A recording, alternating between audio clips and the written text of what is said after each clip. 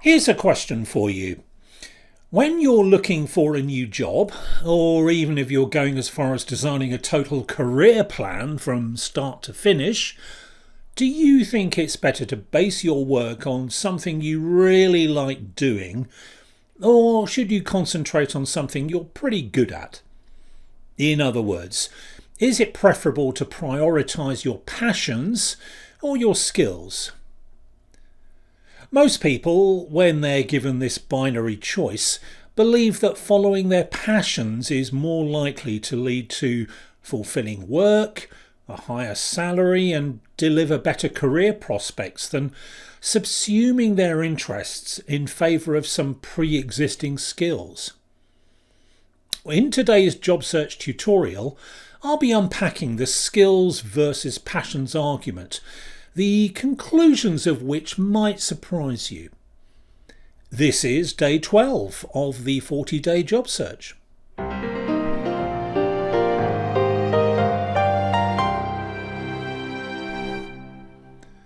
Hello, I'm Neil Grant, the person behind the Vocation Master Training Programme, and I help you do better work. If you're looking for an employed position with a private sector organisation, you've come to the right place, because I'm going to show you how to transform your professional future by taking complete control of your next job search. Everything you'll be learning in this tutorial series is taken from my complete job search masterclass. You'll find syllabus and enrolment details for that at my website, where you can also take advantage of my free Job Interview Secrets video course. You get 3 hours of information, advice and action plans that go straight to the heart of my job interview strategy. I used to charge $99 for this short course, but I'm now making it available to you without any charge whatsoever, to say thanks for showing interest in what I do, and as an insight into how I work. If you want to nail any kind of job interview, you can't afford to miss out on this unique material. Just go to vocationmaster.com for free and immediate access. Well, okay, let's make a start on today's tutorial. Think about the old saying, do a job you love and you'll never do a day's work in your life. It's a sentiment that's incredibly attractive to a lot of people. So there must be something in it, don't you think? Well, before you get too carried away by the appeal of a somewhat romanticised idea of work, I'll declare my position on this issue straight away. Despite strong opinion to the contrary, I firmly believe that most working people are making a major mistake if they decide to follow their passions rather than exploiting their skills. Sorry about that if your instinct is the opposite, although I believe that the evidence is firmly on my side. In today's tutorial, I'd like to justify my conviction and explain why making your skills the foundation of almost any job hunt you conduct will give you far and away the best chances of success. But to start, let's consider groupthink on this matter. Talk to just about any expert in employment affairs and they'll usually give you the same message, which is to identify what you like doing best and make your passion the basis of your work. Nearly every careers guidance book or jobs website is exactly the same.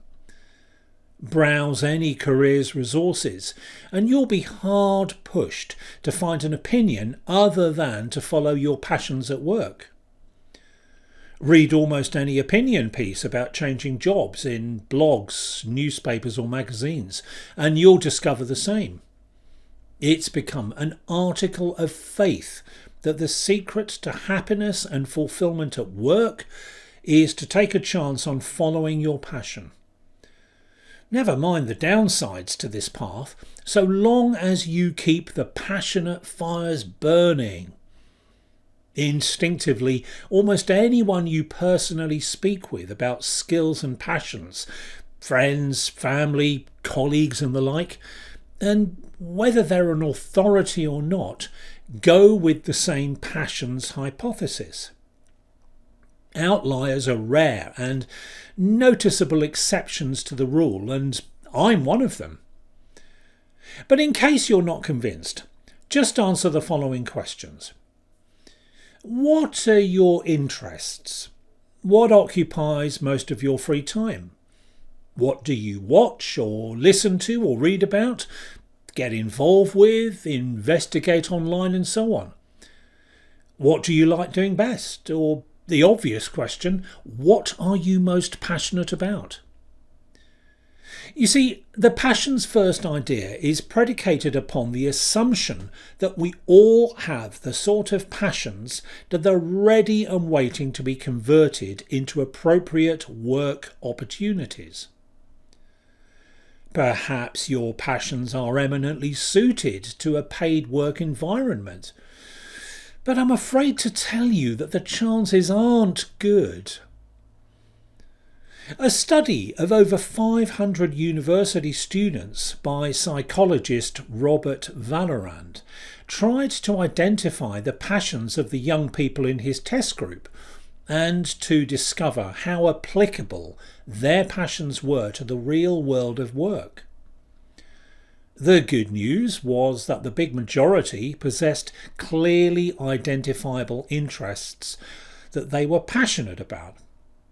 The bad news was that these passions were almost all related to social activities and sports.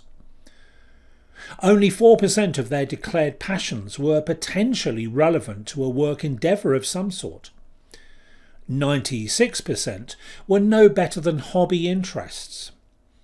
Unless you're phenomenally talented, the chances of getting good jobs in the world of dancing or reading or sports is minimal, however optimistic you might be. Even if you do own an incredible ability, a lot of luck has to fall your way. Following your passions might be a better bet if your core interests are related to accounts ledgers or production logistics or administrative organisation, but this is unsurprisingly rare. The people who truly follow their original passions at work are exceedingly thin on the ground. Besides the exceptionally skilled or fortunate, the vast majority of workers who can justifiably claim that they do what they're passionate about have acquired a passion for their work over a period of time. They've developed this passion as a consequence of being successful in their work. I don't believe it's something they brought to the job before they started to do it. For the sake of brevity, I won't go into any more of the flaws of following your passions here, but if you're interested in exploring this in more detail, take a look at my complete job search masterclass, where I thoroughly unpack the concept.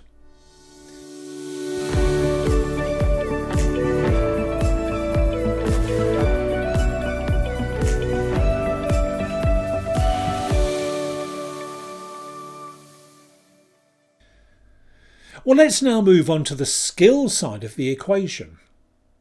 Here's a second activity, which is a simple one, but perhaps deceptively so.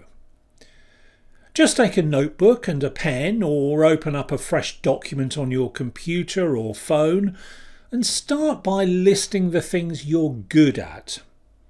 This needn't be complicated. Think about the work you do and jot down a few words that summarise the activities that you think you do well. It's important to remember that this doesn't mean that you necessarily like doing these things. If you do, That's all good and well, but it's not a requirement. Nor do you have to gain any intrinsic satisfaction out of doing them competently. Again, if this is the case, that's fine. Equally, the things you're good at might be frustrating, unpleasant, or lacking in any sort of fun quotient, but that's perfectly all right. Don't lose sight of the need for all the things you're listing to be completely work-related. No mention of being good at cooking a delicious meal, unless you're a chef, of course. Forget writing down that you can drive a car really well, unless that's a significant part of your job. The next stage of this activity is to rank the things that you're good at in terms of rarity value. This is because the things you're skilled at, but relatively few other people excel in, will form the basis of a substantial part of your job search plan. We'll be getting to that in a future tutorial. Now, how rare should these things be? Well, the key metric is rarity in terms of genuinely unique value to your employer's success. The things you're good at should also deliver high value to your company in some clearly definable way. If you're good at something, but it doesn't affect your employer's success in any significant way, scrub it from your list. The motherlode of rare skills, and these must be ones that you're good at, don't forget, are those that make you a rainmaker of some sort. The more you get it to rain, the better. Being responsible for a deluge is far preferable to causing a trickle. Seth Godin, who I've mentioned in previous tutorials, is a marketing guru who's carved an enviable reputation for himself by identifying the zeitgeist in a variety of business areas. He talks about linchpins. In his book of the same name, he talks about the massive value that key people bring to their employers. If you can demonstrate in-demand skills that are central to the success of a business, you're a linchpin in Godin's thinking. A linchpin won't necessarily operate at the highest levels of an organisation, but they will deliver substantial value because they have rare skills. The more unique and valuable these skills, the better. It's obvious stuff. Now, I don't know you and I can't even hazard a guess at the work you do, so I won't try to give examples of the rare skills you possess and can legitimately claim to be good at. You'll know them for sure, especially when they're down on paper or committed to a phone or computer screen. Take as much time as you need to complete this activity. The product of this task will form a critically important part of your job search, so compile your list of things that you're good at diligently and comprehensively. Once you've completed your list, set it aside for a while and come back to it to make any further and necessary revisions. With hindsight, you might add items you'd initially wavered about. Delete anything that you can't honestly claim to be really good at. Then consider the order of importance in terms of rarity and value to an employer. That's pretty much all that's needed at this stage. So, to summarise this, list the things you're good at in your work. Then rank the items in order of genuine rarity and demonstrable value to your employer as they apply to their criteria of success, not yours. Once you've done this, file away your list and keep it safe until later in this tutorial series. You'll return to it when we think about how to construct a high quality pitch that will match your skills with the needs of a potential employer. Okay, that's about it for this assessment of passions and skills. I hope you're on board with me because it really will help you with any job search, I promise.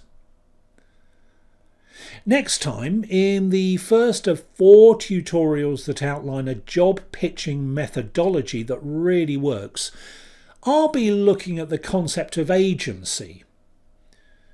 The idea of being in total control of every key part of a job hunt is tremendously appealing to lots of people. But how do you go about doing this?